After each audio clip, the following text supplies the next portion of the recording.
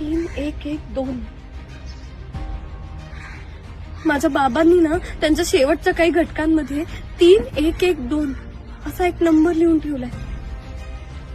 काय असेल त्या नंबरामागचं सत्य? कुठल्या गाडीचा नंबर असेल का तो?